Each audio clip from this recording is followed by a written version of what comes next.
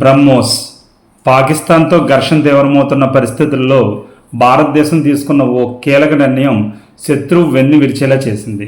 తన అమ్ముల పొదిలోని BrahMos super sonic cruise క్షిపణులను వ్యూహాత్మకంగా వినియోగించడంతో అప్పటి వరకు అణ్వాయుధాలు ఉన్నాయంటూ ప్రగల్భాలు పలికిన పాకిస్తాన్ దేశం వెన్నులో వణుకు పుట్టింది.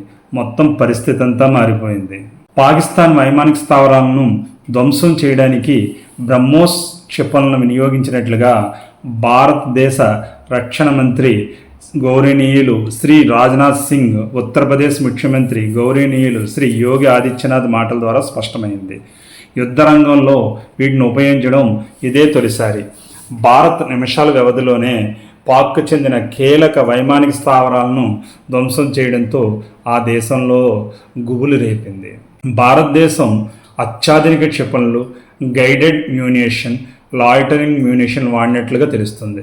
వీటిలో బ్రహ్మోస్ సూపర్ సోనిక్ క్రూజ్ క్షిపణులు అత్యంత కీలక పాత్ర పోషించాయి.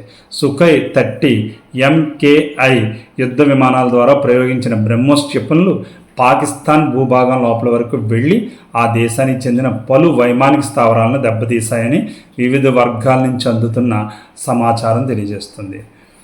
అయితే ఇదంతా ఆపరేషన్ సింధూర్ అనే దానిలో భాగంగా బ్రహ్మోస్ అనే క్షిపణిని ఎంత శక్తివంతంగా ఉపయోగించామో భారతదేశం ద్వారా తెలియజేయడం జరుగుతుంది.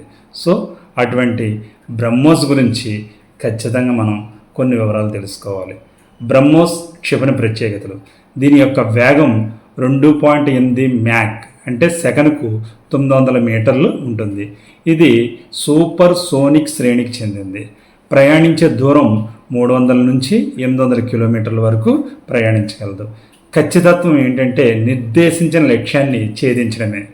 ఇది భారత్ మరియు రష్యా సంయుక్త భాగస్వామ్యంలో అభివృద్ధి చెందింది. సో ఈ బ్రహ్మోస్ యొక్క క్షిపణి ప్రత్యేకతలు ప్రతి భారతీయుడు గమనించాలి. ఆపరేషన్ సింధూర్ సక్సెస్ అవ్వడంలో బ్రహ్మోస్ యొక్క పాత్ర ఎంతైనా ఉందన్న విషయం గమనించాలి.